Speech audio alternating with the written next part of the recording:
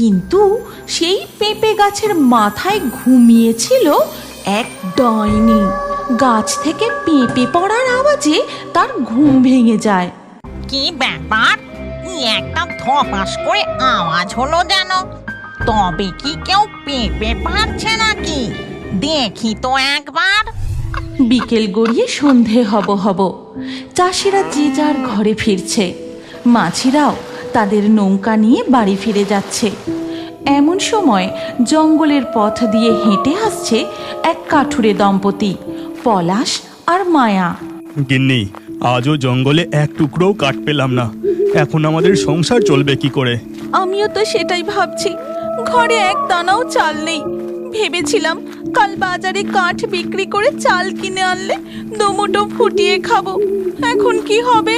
এই কথা ভাবতে ভাবতে তারা হাঁটতে থাকে। এমন সময় তাদের নাকে আসে সুন্দর পাকা মিষ্টি পেঁপের গন্ধ। সেই গন্ধ পেয়ে মায়া দাঁড়িয়ে পড়ে আর বলে, কি গো, একটা কেমন সুন্দর মিষ্টি গন্ধ আসছে না? হ্যাঁ গো, আমিও তো তাই পাচ্ছি, কিন্তু গন্ধটা কোন দিক থেকে যে আসছে। এরপর পলাশ আর মায়া সেই পেঁপের গন্ধ অনুসরণ করতে করতে এগোতে থাকে। আর কিছু দূর যেতেই তারা দেখতে পায় একটা বিশাল পেঁপের বাগান। আর প্রতিটা গাছে বেশ বড় আকারের পাকা টুসটুসে পেঁপে ঝুলছে। ওই দেখো গিন্নি, কত পেঁপে ঝুলছে। পেঁপেগুলো কত বড় বড় গো, আর পেকে একেবারে হলদে হয়ে গেছে। দেখেই মনে হচ্ছে খুব মিষ্টি হবে। চলো আমরা বরং আজ কিছু পেঁপে পেরে নিয়ে যাই। হ্যাঁ, জঙ্গলের পেঁপে গাছ থেকে এই পেঁপে পেরে নিয়ে গিয়ে কাল বাজারে তুমি ওইগুলোই বিক্রি করো। পলাশ সামনে পড়ে থাকা একটা বড় গাছের ডাল নিয়ে পেঁপে পাড়তে থাকে। কিন্তু সেই পেঁপে গাছের মাথায় ঘুমিয়েছিল এক ডাইনি। গাছ থেকে পেঁপে পড়ার আওয়াজে তার ঘুম ভেঙে যায়। কি ব্যাপার? কি একটা ধপাস করে আওয়াজ হলো যেন। তবে কি কেউ পেঁপে পারছে নাকি? দেখি তো একবার। ডাইনি উঁকি মেরে দেখে দুজন তার পেঁপে গাছ থেকে পেঁপে পারছে। আর তাই দেখে ডাইনি ঝপ করে তাদের সামনে ঝাঁপ মারে। ওরে বাবা, এই যে ডাইনি! তোদের এত বড় সাহস! তোরা আমার বাগান থেকে পেঁপে চুরি করতে এসেছিস? তোদেরকে আমি... ক্ষমা করবেন, আমরা চুরি করতে আসিনি। আমরা জানতাম না যে এই পেঁপে বাগান আপনার। আমরা মিষ্টি পাকা পেঁপের গন্ধ পেয়ে এই বাগানে এসেছিলাম। ভেবেছিলাম কিছু পাকা পেঁপে পেরে বাজারে বিক্রি করে দুমুঠো চাল কিনে নিয়ে আসবো। আমরা যে খুব গরিব। এরপর মায়া তাদের দারিদ্রতার কথা ডাইনিকে খুলে বলে। আর সব শুনে ডাইনির তাদের জন্য খুব কষ্ট হয়। আমি বুঝতে পারছি তোরা খুবই সৎ আর পরিশ্রমী, কিন্তু এই পেঁপে যে কোনো সাধারণ মানুষের খাবার পেঁপে নয়। এই পেঁপে জঙ্গলের ভূত, প্রেত, ডাইনি, শাকচুন্নিদের জন্য। তোদেরকে আমি এই পেঁপে দিতে পারবো না। তবে হ্যাঁ, আমি তোদের কিছু জাদুর পেঁপে গাছের দানা দিচ্ছি। তোরা তোদের বাড়ির পাশে বসিয়ে দিবি, তারপর দেখবি কি হয়। তারা দুজন ডাইনির হাত থেকে পেঁপে দানাগুলো নিয়ে বাড়ি ফিরে আসে আর সেগুলো তাদের বাড়ির উঠানে বসিয়ে দেয়। সেদিন রাতে তারা শুধু জল খেয়েই ঘুমিয়ে পড়ে।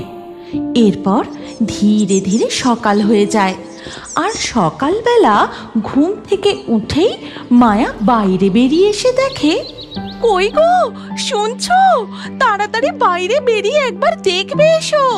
মায়ার ডাকাডাকিতে পলাশ তাড়াতাড়ি বাইরে বেরিয়ে আসে আর দেখে রাতারাতি পেঁপে গাছ বড় হয়ে তাতে পাকা পাকা পেঁপে ঝুলছে। আর পেঁপের গন্ধে চারিদিক একেবারে ম ম করছে। তুমি আর দেরি করো না, তাড়াতাড়ি বেশ কিছু পেঁপে পেড়ে বাজারে বিক্রি করে এসো। পলাশ তাড়াতাড়ি করে বেশ কিছু পেঁপে পেড়ে ঝুড়িতে করে নিয়ে বাজারের দিকে চলে যায়। পেঁপে নিয়ে যাও, পেঁপে মিষ্টি পাকা পেঁপে। আরে তাড়াতাড়ি নিয়ে যাও, একবার যে খাবে সে বারবার নিয়ে যাবে। পাকা পেঁপে, পাকা পেঁপে। পলাশের ঝুড়ির মিষ্টি পাকা পেঁপের গন্ধে বাজার একেবারে ভরে যায়। আর তার ঝুড়িতে বড় বড় পাকা পেঁপে দেখে সবাই তার কাছে আসে। বাহ, তোর ঝুড়ির পেঁপেগুলো তো বেশ বড় বড়, কি সুন্দর পাকা, দেখেই মনে হচ্ছে খুব মিষ্টি হবে। আর তা কত করে দাম রে? বেশি না, এক পিস মাত্র 20 টাকা। তুমি নিয়েই যাও না, খারাপ হলে আমি টাকা ফেরত দিয়ে দেব। দেখবে এই পেঁপে খেলে তুমি কাল আবার আমার দোকান থেকে কিনতে আসবে। হ্যাঁ, এইভাবে একে একে পলাশের সব পেঁপে বিক্রি হয়ে যায়। তারপর সে মনের আনন্দে নানান রকমের বাজার করে বাড়ি ফেরে। গিন্নি, ও গিন্নি, দেখো আমি কি নিয়ে এসেছি। আজ জমিয়ে রান্না করো, অনেকদিন ভালো মন্দ কিছু খাইনি। হ্যাঁ হ্যাঁ, আজ নানান রকমের রান্না করব, চলো এবার ভেতরে চলো। এরপর তারা দুজন ঘরের মধ্যে চলে যায়। এর পরের দিন সকালেও পলাশ ঝুড়ি ভর্তি করে পেঁপে নিয়ে বাজারে যায়। নিয়ে যাও, নিয়ে যাও, মিষ্টি পাকা পেঁপে নিয়ে যাও। পেঁপে, পেঁপে। পলাশদা, কাল তোমার থেকে 2টো পেঁপে নিয়ে গেছিলাম গো, এত মিষ্টি, বাড়ির লোক খেয়ে কি নাম করলো। আজকে আমাকে আরো 2টো পেঁপে দাও দেখি। ঠিক আছে, ঠিক আছে, এই নাও। আজকেও পলাশের সমস্ত পেঁপে বিক্রি হয়ে যায়। আর এইভাবে ধীরে ধীরে তাদের সংসারের অভাব ঘুচতে থাকে। আর পলাশদের এই পরিবর্তন বেশ কিছুদিন ধরে লক্ষ্য করছিল তাদেরই প্রতিবেশী শম্ভু। কি ব্যাপার, রাতারাতি পলাশদের অবস্থা এত ভালো হয়ে গেল কি করে? ওদের তো ঠিক করে দুবেলা খাবারই জুটতো না। তাছাড়া ওদের বাড়ির আশেপাশে তো কোনোদিনও পেঁপে গাছ দেখিনি। দেখি তো কি ব্যাপার। এরপর শম্ভু গিয়ে আড়াল থেকে দেখে পলাশদের বাড়ির উঠোন জুড়ে সারি সারি পেঁপে গাছ, আর তাতে পাকা টুসটুসে বড় বড় পেঁপে ঝুলছে। বাবা, কত পেঁপে গাছ, আর গাছ ভর্তি পেঁপে! না না, এই খবরখানা আমার গিন্নিকে এক্ষুনি বলতে হবে। এরপর শম্ভু বাড়ি ফিরে গিয়ে তার বউ কুহেলিকে সমস্ত কথা খুলে বলে। আর সব কিছু শুনে, কি বলছো কি তুমি? না না, এইভাবে তো ওদের বাড়তে দিলে চলবে না। তুমি আজ রাতেই গিয়ে। হগ্নি, বুঝেছি, আজ রাতে তুমি আর আমি গিয়ে। যেমন কথা তেমন কাজ। গভীর রাত নামতেই শম্ভু আর কুহেলি গিয়ে পলাশদের উঠোনের সব পেঁপে গাছ কেটে নষ্ট করে দেয়। আর পরের দিন সকাল হতেই, হায় হায় হায়, এ কি সর্বনাশ হলো! আমাদের এমন সর্বনাশ কে করলো? ওগো, তাড়াতাড়ি বাইরে এসে দেখো। এ কি, দেখে তো মনে হচ্ছে কেউ ইচ্ছে করে আমাদের সব পেঁপে গাছ কেটে দিয়েছে। এখন এবার কি হবে? আমাদের এমন সর্বনাশ কে করলো? বলি কি, চলো আমরা আর একবার জঙ্গলে ডাইনির কাছে যাই। ওই ডাইনি খুব দয়ালু, তিনি নিশ্চয়ই আমাদের সাহায্য করবেন। তারপর মায়া আর পলাশ জঙ্গলে আবার সেই ডাইনির কাছে যায় আর তাকে সমস্ত কথা খুলে বলে।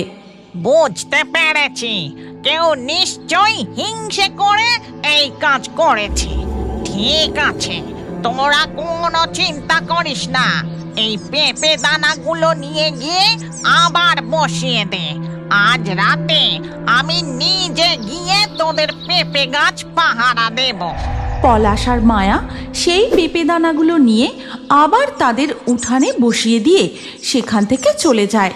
আর সাথে সাথেই জাদুর পেঁপে গাছ বড় হয়ে গাছ ভর্তি পেঁপে হয়। তারপর ধীরে ধীরে রাত নেমে আসে। আর সেদিন রাতেও কুহেলি আর শম্ভু আসে পলাশদের উঠোনে। এ কি গো, এ আমি কি দেখছি? এরা কি জাদু জানে নাকি? কাল তো সব গাছ কেটে নষ্ট করে দিলাম, রাতারাতি আবার সব গাছ উঠে দাঁড়িয়ে পড়লো কি করে? চলো তো গিয়ে দেখি। এরপর তারা দুজন পলাশদের পেঁপে বাগানে প্রবেশ করে। কিন্তু সেই রাতে পেঁপে বাগান পাহারা দিচ্ছিল সেই ডাইনি। তবে রে, তার মানে তোরাই এই ভালো মানুষদের ক্ষতি করেছিলিস। দাঁড়া, তোদের মজা দেখাচ্ছি।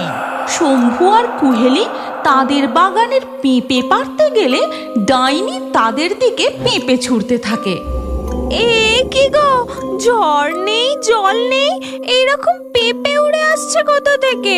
আরে ওইসব দেখতে গেলে এখন চলবে না, আগে এই গাছগুলো কেটে নষ্ট করে দিতে হবে। হ্যাঁ, এরপর শম্ভু তার কুড়ুল নিয়ে আবার পেঁপে গাছ কাটতে গেলে হঠাৎ করে তার হাতের কুড়ুল উধাও হয়ে যায়। আর ঠিক তখনই তাদের সামনে ডাইনি ঝাঁপ দিয়ে নেমে আসে। তোদের এত বড় সাহস, তোরা হিংসে করে এদের পেঁপে বাগান নষ্ট করতে এসেছিস। আজকে তোদের আমি উচিত শিক্ষা দেব। এই কথা বলে ডাইনি তাদের দুজনকে শূন্যে তুলে ধরে, তারপর জাদু করে তাদের সামনে এক ঝাঁক মশা এনে দেয়। ওরে বাবা রে, মরে গেলাম রে, মশার কামড়ে একেবারে নাজেহাল হয়ে যাচ্ছি। ওরে বাবা রে, কি জোরে মশা কামড়াচ্ছে! ওরে বাবা রে, আমাদের ক্ষমা করে দিন, আমরা আর কখনো প্রতিবেশীর ক্ষতি করব না, আমাদের ক্ষমা করে দিন। যা, পালা এখান থেকে, আর কোনোদিন যেন তোদের এই চত্বরে না দেখি।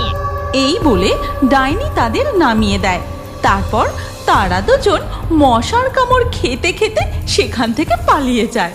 আর চিৎকার শুনে পলাশ ও মায়া ঘর থেকে বেরিয়ে আসে। শোন, তোদের আর কোনো চিন্তা নেই, তোদের পেঁপে বাগানের আর কোনোদিন কেউ ক্ষতি করবে না। ডাইনি, আপনাকে অনেক অনেক ধন্যবাদ। তবে আমার একটা শর্ত আছে। শর্ত কেন?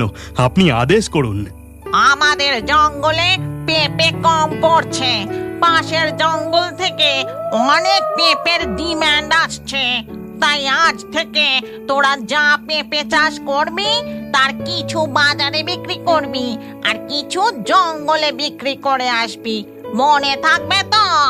এরপর থেকে তারা কিছু পেঁপে দিনের বেলায় বাজারে বিক্রি করে আর কিছু পেঁপে রাত্রিবেলায় নিয়ে যায় ভূতেদের জঙ্গলে। সেখানে অনেক দেশি বিদেশি ভূতেরা আসে পেঁপে কিনতে। এইভাবেই ধীরে ধীরে পলাশদের সংসারের সচ্ছলতা ফিরে আসে। তুমি কি জানো, তোমার নামও আমাদের কার্টুন ভিডিওর মধ্যে থাকতে পারে। আজকের লাকি ড্রয়ে নির্বাচিত নামগুলি হলো সমীর, অর্পণ, লিপিকা, রুজিনা, রোহন, সাহারা, রৌদ্র, সৌমি, রিহানা, অধরা, শ্রাবন্তী, তমন্না, সঙ্গীতা, প্রসেনজিৎ, আয়শা। আপনার নামসহ সেরা কমেন্ট করে পরবর্তী ভিডিওতে দেখার জন্য এক্ষুনি ফেয়ারি টোনস ভূতের কার্টুন চ্যানেলটি সাবস্ক্রাইব করে নিন। তারপর আপনার নাম কমেন্টে লিখে দিন। আর স্ক্রিনের উপরে আসা এই পরবর্তী ভিডিওতেও ক্লিক করে ওই ভিডিওতেও আপনার নাম লিখে দিন। আপনার নাম আমাদের কার্টুন ভিডিওতে অবশ্যই দেখতে পাবেন।